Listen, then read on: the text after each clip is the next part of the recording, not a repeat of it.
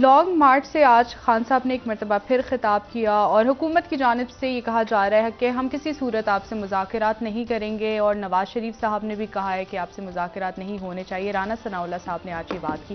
क्या मुज़ाकरात हो पाएंगे और क्या खान साहब जो इस वक्त प्रेशर बिल्ड करने की कोशिश कर रहे हैं उसमें कामयाब हो पाए हैं अभी तक? देखिए, मुज़ाकरात तो होंगे। हुकूमत को मौक़िफ़ ये है कि प्री कंडीशंस ना रखी जाए। ये ना कहा जाए कि जी पहले ये बात मानो फिर हम बैठेंगे। उनका ये कहना है। खान साहब जो हैं वो अपना जो लश्कर है, उनका जो लॉन्ग मार्च है, बड़ी तादाद में वो इस्लामाबाद की तरफ चले आ रहे हैं, लेकिन बहुत बहुत ज़्यादा उसकी जो रफ्तार है वो कम हो गई है। अब इनके मुख्तलिफ जो रहनुमा हैं पीटीआई के, वो मुख्तलिफ इसके बारे में राय रखते हैं कि ये रफ्तार क्यों कम हो गई है। अक्सरियत जो खान साहब की के जो फॉलोअर्स हैं वो कहते हैं कि इसमें कोई हिकमत अमली है, और बाकी जो हैं उनको इल्म नहीं है। जो सीनियर हैं वो कहते हैं कि इसको तो तेज़ी के साथ आगे आना चाहिए था, और यहाँ पर आकर फिर यहाँ आ जाते मोटरवे से, और यहाँ आकर इस्लामाबाद के बाहर बैठ जाते, और इतने दिन जो रास्ते में गुजार रहे हैं वो यहाँ बैठ के किसी पार्क में बैठे होते तो लोग ज़्यादा जमा भी हो जाते, मुल्क से दबाव भी बनता। तो ये हिकमत अमली किसकी है कि जी एक लंबा तवील जो कई दिनों तक मुहित है, और फिर खान साहब वापस जाते हैं लाहौर, फिर वापस आते हैं सुबह, फिर वापस जाते हैं, फिर आते हैं अगला जो पड़ाव होता है, फिर वापस जाते हैं। तो वो उसके नतीजे में वो तो बहुत ही मतलब है कि अब वो 10 तारीख तक आता है, लेकिन वो किसी भी वक्त वो कह सकते हैं कि तेज़ी के साथ निकलो आगे और आगे बढ़ो। तो एक आप समझें कि एक वो स्टेलमेट सा है, बदमज़गी सी है, रियासत रुकी हुई है, काम मामलात आगे बढ़ नहीं रहे, गैर यकीन अपनी जगह मौजूद है। फिर जो दूसरी दो तीन बातें इसमें और अहम है कि देखें इनके जो रास्ता है अल्टीमेटली, एक तो ये कि मुझे इनके लोग भी बात कर रहे हैं और बाकी जो मतलब पीटीआई की सीनियर रहनुमा भी बात कर रहे हैं। खान साहब ने तो इस पर इसको डिनाई किया, काफ़ी दफ़ा उनसे जब इंट्रैक्शन हुआ, हुकूमत के जो आखिरी दिन थे उसमें भी बात हुई, उससे पहले भी हुई, और बाकी अब आपके साथ मीडियाज़ के उनसे ये एक ही सवाल पूछा जाता रहा कि आप कोई किसी ख़ास शख्सियत को आप चाहते हैं आर्मी चीफ, तो उन्होंने कहा नहीं चाहता। लेकिन इनके जो बाकी रहनुमा है वो कहते हैं कि खान साहब तो चाहते हैं। अच्छा, अब उसमें जो है वो ये एक मामला बड़ा अजीब सा है, क्योंकि मैं इस अच्छा हुकूमत के लोग हैं वो भी कहते हैं कि खान साहब चाहते हैं कि किसी एक, और ये इसके लिए तो हो नहीं रहा, इलेक्शंस के लिए, इसके लिए उसके लिए वो चाहते हैं या तो मार्शाला लग जाए या ऐसा हो जाए। अच्छा, मैं सबकी बातें सुन तो रहा हूँ, लेकिन मैं इसको समझने से कासिर हूँ कि ये कैसे मुमकिन है कि इतना बड़ा एक पूरा मुल्क जो है, पूरी रियासत वो स्टैंड स्टिल पे चली जाए। इस बात के ऊपर जो भी शख्सियत बैठी होती है वज़ीर आज़म के ओहदे पे, कोई भी शख्स बैठा हो, तो ये उस इसमें तो मुशावरत भी नहीं होती।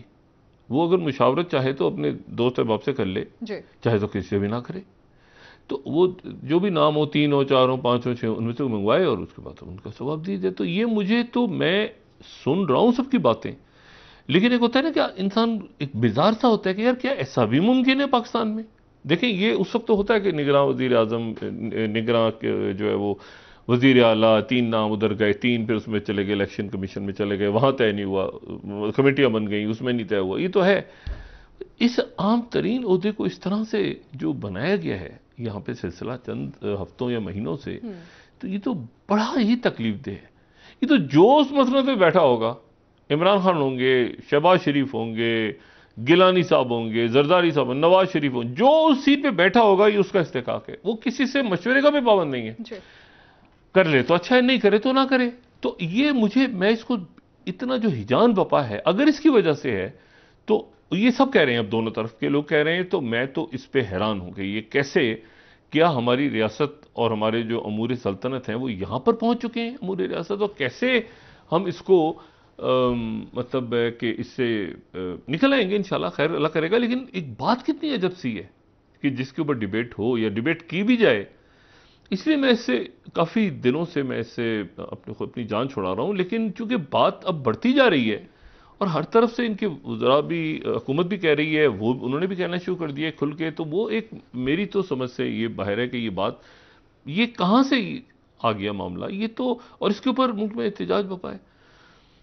एक बात तो ये हो गई। दूसरी बात ये कि खान साहब को तेज़ी के साथ तो मेरा ख्याल है कि इस्लामाबाद आना चाहिए था, और यहाँ आकर अब वो रास्ते में रुक गए हैं। अब आज उन्होंने एक और बात उनसे कह लो, हर ये जो आसपास उनके लोग हैं, देखिए मुशावरत तो खान साहब करते हैं यकीनन, लेकिन हालात को फिर वो खुद भी जायजा लेते हैं। इस वक्त मेरी जो खबर है वो ये कि मामलात रुके हुए हैं। हुकूमत कह रही है कि जी प्री कंडीशंस नहीं होंगी, उसके बाद हम मुज़ाकरात करेंगे। वो कहते हैं पहले अब तारीख अनाउंस करें इलेक्शंस की। वो कह रहे हैं इलेक्शंस को भूल जाएं, इलेक्शन तो हम करवाएं जब हमें सूट करेगा। अभी इलेक्शन होंगे तो इमरान खान स्वीप करेंगे, तो हुकूमत को सूट नहीं करता, और उनके पास इख्तियार भी है इस बात का कि वो जब चाहें इलेक्शन करवाएं। तो खान साहब को मेरा ख्याल है कि इसमें मैं नहीं जानता कि आने वाले दिनों में, अब आज एक और उनसे बात उन्होंने कर दी। उन्होंने कहा तहरीक तो ख़त्म नहीं होगी। पहले कल उन्होंने कहा था कि तहरीक जो है वो सिंध जाएगी जरदारी साहब के पीछे, तो जरदारी साहब के पीछे जाएगी, तो यहाँ पर क्या होगा इस्लामाबाद में? फिर इसका मतलब है कि यहाँ तो सेटअप गिरेगा, तो फिर सिंध का भी सेटअप साथ ही गिरना चाहिए, तो वो बरकरार है, उसे गिराएंगे जाके ये। और फिर आज खान साहब ने एक बात और की कि ये यहाँ ख़त्म नहीं होगी बल्कि अगले 10 माह जारी रहेगी।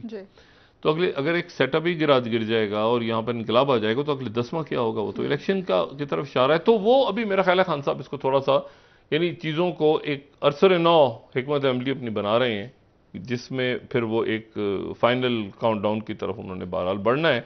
लेकिन वो काउंटडाउन अब उसकी जो शक्ल सूरत है वो कुछ मुबहम सी हो गई है इस मरहले पे, और खान साहब की स्ट्रेटजी भी हो सकती है या कोई हालात और वाकयात भी हो सकते हैं कि भाई कैसे क्यों हुआ, कैसे हुआ। और ये इतना लंबा जो एक ये ट्रक की बत्ती किस्म का रास्ता है, ये किसने उनको दिया कि वो जहां उन्होंने जाना होता है वो इतना क्राउड होता है कि वो थोड़ा सा रेंगता आगे जाता है। लोग बहुत हैं, बहुत ज़्यादा लोग हैं उसमें, लेकिन वो उसकी वजह से वो जो रफ्तार है वो कम हो गई है। वो एग्जैक्ट डॉट जिस तारीख को पहुंचना था अब वो आगे जा रहा है, और वो आगे शायद और भी आगे चला जाए। तो ये एक ऐसा मामला है जिसको खान साहब ने अब मेरे ख्याल से अपनी हिकमत अमली वो दोबारा से, मेरी बात अभी थोड़ी देर पहले हुई तो उन्होंने कहा कि शायद कल या परसों वो एक इसके अंदर तब्दीली करें अपने इस्लामाबाद के जो भी उनका प्लान है। जैसे डॉक्टर्स करते हैं, हमारे कितने मसाइल हैं डॉक्टर्स के, हमारे कितने नर्सेस के, स्टूडेंट्स के, इसके उसके, हमारे इस सिस्टम में मसाइल हैं। ये जो आपका ये जो सो कॉल्ड डेमोक्रेटिक सिस्टम है पाकिस्तान का, लेकिन ये आपने अल्टीमेटली बैठ के करना है। जब आग लगा देंगे, गोली मार देंगे, खून गिरेगा, खून रेजी होगी, ये ओ भाई इससे किसका नुकसान होगा? मैंने आपसे कहा ना, कौम पहली तकसीम है। कौम में आप इसमें पोलराइजेशन देखें तो इतनी पोलराइजेशन है, लेकिन मैं फिर दोबारा दोहराता हूं कि अल्लाह का एहसान है, पोलराइजेशन खास सतह पे, ये गली मोहल्ले में नहीं है। गली मोहल्ले में लोग अभी भी बैठ के ओ इमरान खान चंगा है तो आगे कहा नहीं मियां साहब चंगे ने, ऐसा हो रहा है। ठीक है ना, मतलब ऐसा नहीं हो रहा कि उठ के गर्दनें काट रहे हैं एक दूसरे की। आप इस मुल्क को खुदारा, और मतलब मुझे बड़ा सुकून है इस बात पे कि गली मोहल्ले में फिर लड़ाइयां नहीं हुई, वरना कोशिश पूरी हुई कि यहाँ पे लोग इतनी नहीं पोलराइजेशन इतनी बढ़ा दी है ना।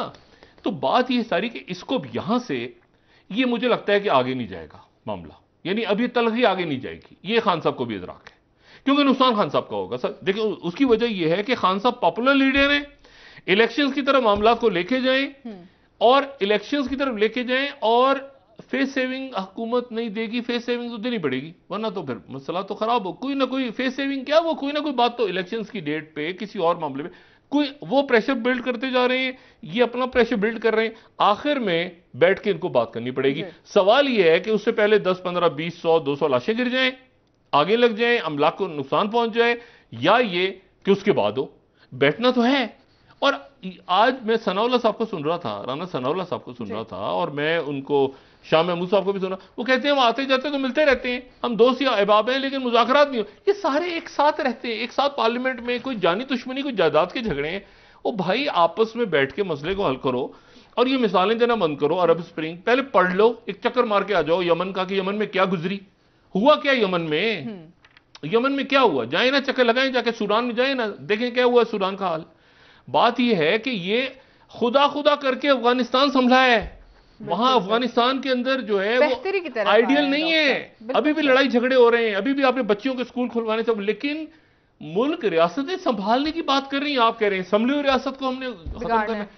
ये बैठ के बात होगी, और बैठ के, और उसकी ये मेरे ख्याल से खान साहब को इदराक भी हुआ है इस बात का, क्योंकि वो जुमला शेख रशीद साहब ने कहा कि माशाल्लाह वाली बात को गलत रंग गलत पहनाया गया है जी। और वो मेरा ख्याल है कि माशाल्लाह वाली, देखिए माशाल्लाह तो तब लगेगा ना जब उससे पहले बहुत खून गिरेगा, बहुत आग लगेगी। ये इमारतों, ये बात कर रहे थे इमारतों को आग लगाने वाली, मैंने तो नहीं की बात, ये खुद ही बातें हो रही थी ना कि धावा बोल दिया जाएगा, धावा बोल दिया जाएगा इमारतों पे, और 5-10 लाख 20-50 लाख आदमी घुस जाएंगे इमारतों में, तो उसके बाद तो आगे लगाएंगे ना और हुकूमत भाग जाएगी। तो इस तरह तो नहीं होता, इस तरह नहीं होता। वो जो राजा पक्से भी वापस आ गया है श्रीलंका में, फिर IMF से बात हो रही है। भाई कोई मुल्क ऐसी किसी की मिसाल दें जहां पर ये फितना कामयाब हुआ। और कैपिटल हिल में वो आज तक अमेरिका उनको ढूंढता फिर रहा है। ट्रंप ने धावा बोल दिया था, उसके वो बाद पागल आदमी है वो, भाई उसको आप किसकी मिसाल दे रहे हैं? अब ऐसे शख्स की किसी मिसाल दें जिस आदमी ने अपनी रियासत को मुस्तहकम किया दुनिया में। बिल्कुल ठीक कह रहे हैं, नताइज का हल मुज़ाकरात के जरिए ही निकलेगा। सर ब्रेक ले लेते हैं, वापस आके इस पर मजीद बात करेंगे। ट्रंप तो मिसाल है